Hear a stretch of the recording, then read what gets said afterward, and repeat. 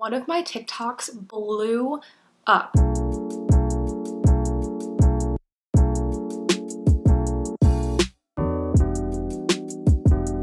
Hello everyone! So if any of you follow me on TikTok or like anywhere else on social media besides YouTube, you might have seen that one of my TikToks blew up. And so many people like used this TikTok in videos. I know it was used by Goodful, my literal idol Whitney Simmons, and a couple other like micro influencers on Instagram tried it out. So I made this recipe of 3-ingredient healthy Samoas. This recipe went like so viral. I think it has like almost 800,000 views on TikTok now, which is crazy because nothing of mine has ever blown up so much before. And just the fact that like Whitney Simmons knows who I am and made my recipe like crazy. So what I thought I should do is kind of show you guys like the tips and tricks behind how I actually make this recipe. This is probably going to be a shorter video than my usual ones, but I just wanted to show you how like I make the recipe myself, because I know a lot of people had issues with it and it didn't come out perfect for everyone. So this will just be a little bit of advice, and hopefully this inspires you to make this recipe yourself because it is so easy and so delicious. So all you're gonna need are 2 ripe bananas, some shredded coconut flakes, and chocolate. That's literally it. So I'll show you my measurements and how I do everything, and yeah, let's get started. So the first thing that you're gonna do is take your 2 bananas and mash them into a mixing bowl. So while you're doing this, you just wanna make sure that you get like a pretty good mash on the bananas so that there aren't any like big lumps or anything. And you also want to make sure that the bananas you use are very ripe, if not like completely overripe. I know that Tom would not eat a banana this ripe, and that's how I know it's ready. I also am praying that these actually come out good, because I know it depends a lot on the oven. And when I made these at my house, I made them twice to test the recipe and then to actually like film it for TikTok, and it came out like really good both times. But I know a lot of people were having issues based on like how hot their oven is. So I'm praying that these actually come out good, because if they don't, I'm gonna feel like a failure. So I'm mashing the bananas now. Gonna get a nice, good, like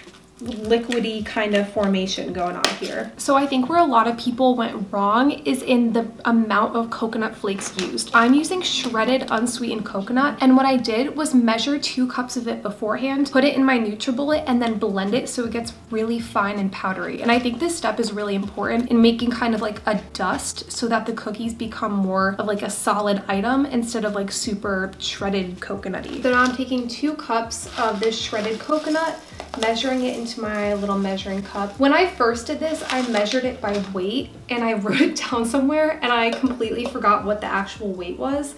So we'll see how it comes out. I think that once you have the measurements by weight, it helps a lot, because another thing is that all bananas are different sizes, so that can make a huge difference in the amount of liquid that you have in the recipe. And since there's so few ingredients in this recipe, you really want to like get that measurement right. So since everyone was kind of having trouble with making sure that everything was like the right measurements, I'm actually going to measure out how much I'm using this time to see what it is. And then hopefully if they turn out right, I'll have like a final recipe by weight that you can use to make sure that they're as accurate as possible. So I'm measuring it out right now. So it looks like we have 69 grams of coconut flakes here. So I'm going to keep that in mind. And then if this ends up working out in the end, I'll make sure to record that so that you guys can use it later. I don't know like how much banana this is, but you saw there were 2 pretty large bananas. So you don't want to use like small ones for this recipe. So now is the fun part. I'm gonna add in the coconut flakes.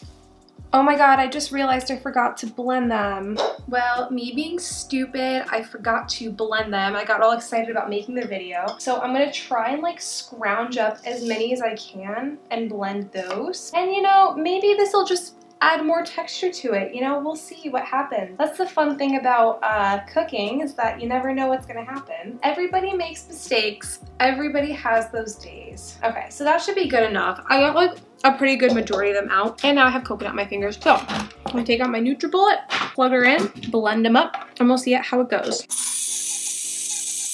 So I periodically bring it out to shake it because it doesn't blend super well without water. So now I'm gonna go back and re-add those to the banana because I'm dumb. The see that there's like a little fine coconut oil type grind at the bottom. You wanna make sure you scoop that out too, because that's gonna give it a lot of really great flavor. You just basically wanna get as much coconut out of it as you can. So this is what it's gonna look like when you mix it. And you just wanna mix it up. It doesn't really matter like if you over mix it because it's literally just banana and coconut, but you wanna mix it until it's like thoroughly combined. So I'm gonna do that, and I'll come back to you in a sec. Okay, so I can already tell based on what it looks like that it's not gonna be the same texture as the original recipe. So make sure that you blend up those coconut flakes because that is really crucial. Although this might give it a nice texture, so we'll see what happens. I don't know if you can see it, but it's pretty much all combined. So it's gonna be good to go. So in the original recipe, I wrote that you bake it at 350 for 20-ish minutes. That was me kind of like simplifying the way that I cooked it. So the way that I actually prefer to cook them is at like 315 for like quite a bit of time, but then I bumped it up to a higher temperature to kind of crisp up. I didn't know how to like explain that in the original TikTok, but they're actually gonna cook for like a lot longer because that beginning low heat kind of evaporates a lot of the moisture from it and then they crisp up afterwards. So I'm gonna set the oven to 315 as opposed to 350. I'm gonna preheat that now and then I'm gonna start preparing the baking sheets. All right, so I have my trays now and I have these amazing silicone baking mats from Amazon. I've been using these like crazy and they don't really fit that well on the trays that I have, but they work for the purpose that we need. So like I said in the video, I'm gonna plop them onto the baking sheet as little spoonfuls and then I'm gonna flatten them out and make like a little hole to make that Samoa shape. And I mean, the hole is optional, but I definitely think that you need to make the hole because it makes them bake more evenly. So I'm gonna work on that right now and I'll show you like about the size that you should be making them just so you have a better idea of how big they should be. They also don't really expand a ton, so you can kind of like squeeze. There's like nothing in them that's gonna make them get any bigger. You can squish them pretty close together if you don't have like a lot of space on your baking mat. Like that's totally fine. So these are kind of the size that I'm going for as I'm plopping them onto the sheet. So I kind of just like form it with my hands, flatten it down, and then make that little hole in the middle. It's very easy. They do not need to be perfect. It's okay if they don't come out like the perfect shape. I mean, Samoas are not a perfect circle, so it's not too big of a deal. So I'm just gonna go ahead and do all of these and I'll come back.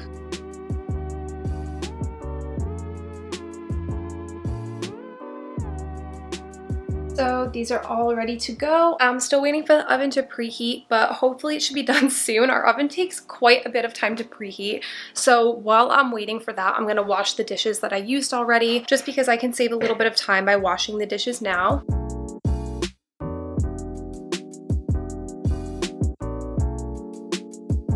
It's starting to smell like coconut in here, so I'm gonna check on the cookies. They've been in here for about 30 minutes right now. So this is what they look like. I think I might bump up the heat just for 5 minutes to get them crispy on the top, but otherwise they'll be done very soon. While the cookies are finishing, I'm gonna make the melted chocolate to drizzle on top. So these semi-sweet dark chocolate chunks are from Trader Joe's. They're not vegan. I'm gonna pour them into this little mug. Oop, that's too much. Yeah, that's gonna be more than enough. And then I'm gonna put just a little knob of coconut oil in them to make them nice and creamy and smooth once they're melted. I'm gonna cook them for 15 seconds at a time and then stir them in between so they don't burn.